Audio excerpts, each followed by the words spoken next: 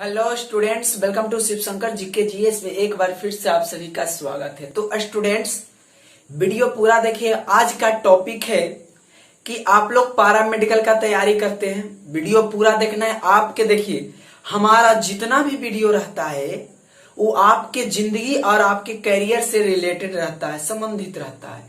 इसलिए वीडियो कोशिश कीजिएगा पूरा देखना है, शुरू से अंत तक एक एक बात समझना है।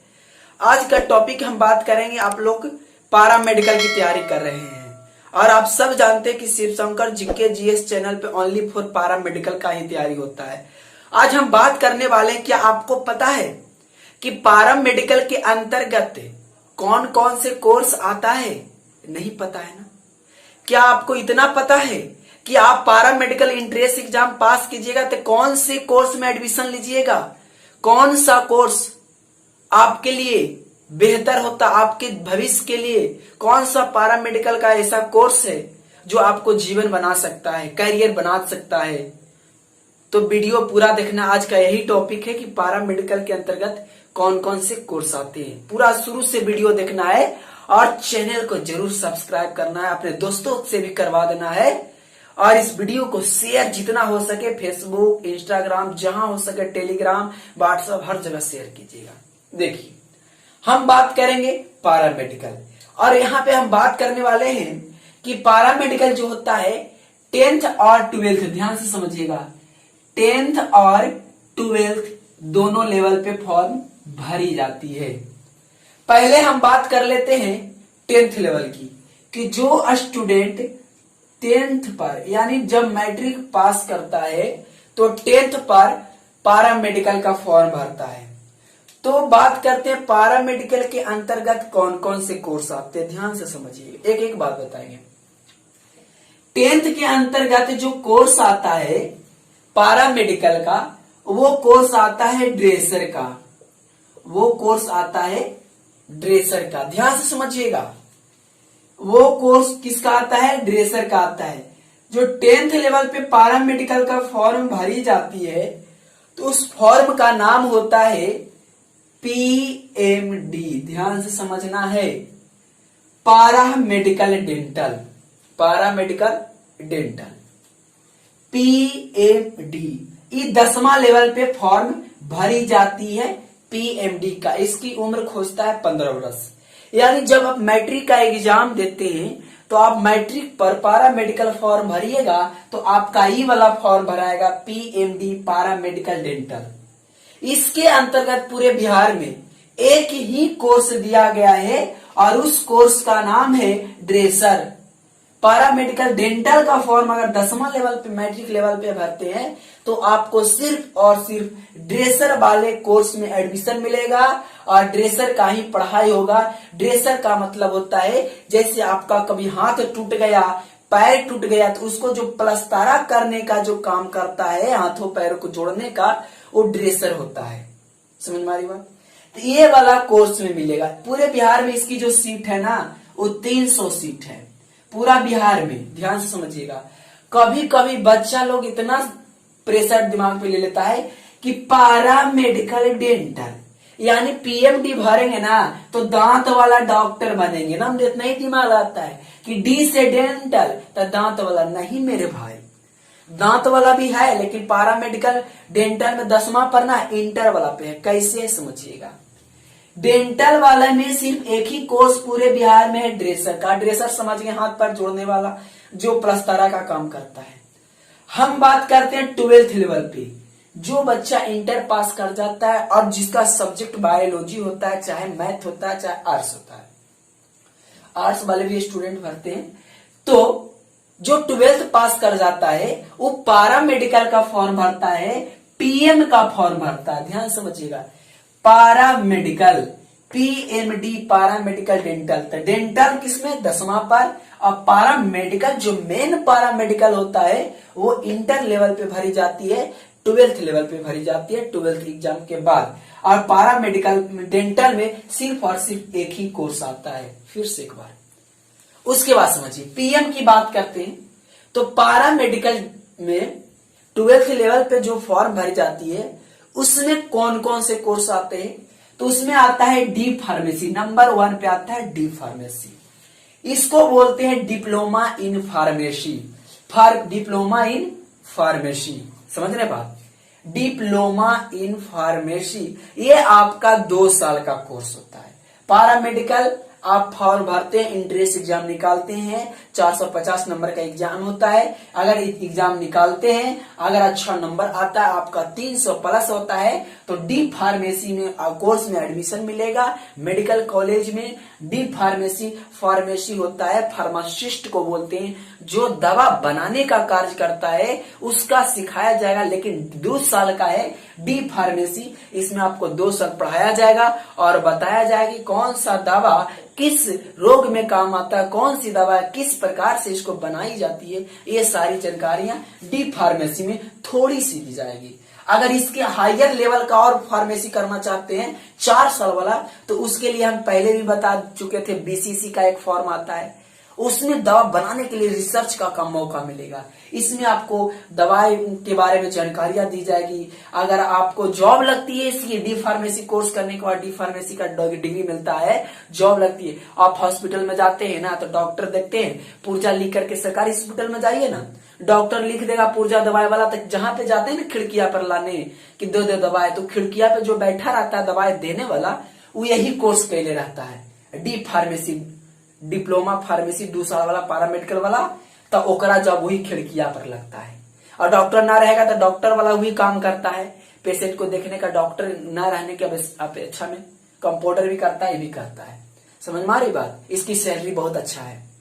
चलिए, उसके बाद दूसरे नंबर पे आता है सैनिटरी इंस्पेक्टर, स्वच्छता निरीक्षक। स्वच्छता निरीक्षक होता है, जैसे अस्पताल है, इसका कोर्स करते हैं, इसका भी बहुत बहुत बेहतर कैरियर है, इसकी भी अच्छी जॉब लगेगी। तो सैलरी, पहले कोर्स करना पड़ेगा, डिग्री लेना पड़ेगा। तो डिग्री लेने के लिए आपको पैरामेडिकल का एग्जाम 12th लेवल पे देना पड़ेगा। एग्जाम दे दीजिएगा, एग्जाम पास कीजिएगा, तब आपका काउंसलिंग होगा। काउंसलिंग के बाद कॉलेज में आपको एडमिशन होगा। जिस कोर्स में काउंसलिंग करवाएगा उस कोर्स के अंतर्गत आपके नंबर के अनुसार कॉलेज में एडमिशन होगा। उसके बाद डिग्री मिलेगी, तब जॉब होगा। तो स्वच्छता निरीक्षक का काम होता है कि अस्पतालों की देखरेख करना, अस्पताल में कौन सी दवा है नहीं है, रजिस्टर मेंटेन करना, कौन से डॉक्टर आए, कौन डॉक्टर गए, किसका ऑपरेशन हुआ, किसका किस चीज का ऑपरेशन हुआ, सारी मेंटेन करना स्वच्छता निरीक्षक का काम होता है। उसके बाद तीसरे नंबर पे आता ऑप्थेल्मिक असिस्टेंट। असिस्टेंट मतलब सहायक, इसको हिंदी में बोलते हैं चक्षु सहायक। चक्षु समझ रहे हैं, चक्षु आंख के पर्यायवाची शब्द। तो देखिए, चक्षु सहायक जो होते हैं ना, अब आंख वाले डॉक्टर नहीं है, अगर हैं भी तो उनके जो कंपाउंडर होते हैं, असिस्टेंट होते हैं, वो ऑप्थेल्मिक असिस्टेंट उनको बोला जाता है। यानी ऑप्थेल्मिक असिस्टेंट का कार्य करते हैं, कोर्स कर लेते हैं पीएम पैरामेडिकल के अंतर्गत। तो आप इसका बहुत अच्छा फोकस है, बहुत अच्छा है। इसकी सैलरी भी बहुत अच्छी मिलती है जॉब लगने के बाद। ये बहुत अच्छा कोर्स होता है आंख वाले डॉक्टर के साथ रहना। उसके बाद ओटी असिस्टेंट, ओटी असिस्टेंट यानी ऑपरेशन थिएटर असिस्टेंट, शल्य गृह सहायक। शल्य मतलब होता है चीर फाड़ करना। तो समझिए, ऑपरेशन थिएटर असिस्टेंट जो होता है ना, ये भी बहुत अच्छा कोर्स है। ये डॉक्टर जब जानते हैं हॉस्पिटल में डॉक्टर ऑपरेशन करता है, तो डॉक्टर के साथ 2 व्यक्ति और जाते हैं, कंपाउंडर। वो तो कंपाउंडर नहीं होता, वही होता है ऑपरेशन थिएटर असिस्टेंट वाले होते हैं, वो साथ में डॉक्टर के रहते हैं। और इसकी सैलरी बहुत अच्छा है, 30,000 40,000 सैलरी इसकी होती है स्टार्टिंग। और ऑपरेशन थिएटर असिस्टेंट कोर्स करने के बाद ऑपरेशनों के बारे में बताया जाता है, डॉक्टर के साथ रहना है, डॉक्टर के साथ सीखना है। इस सबसे अच्छा आपको पैरामेडिकल में जो कोर्स आता है वो है आपका D pharma, sanitary inspector, ophthalmic और ओटी असिस्टेंट। जितना कोर्स हम बता रहे सब आपके जीवन के लिए बेहतर है पैरामेडिकल के अंतर्गत, और सबके लिए आपको अच्छा नंबर चाहिए। तो 450 नंबर के टोटल एग्जाम होता है पैरामेडिकल, जिसमें 300 नंबर रहेगा तो कोई भी कोर्स मनचाहा कोर्स मिलेगा।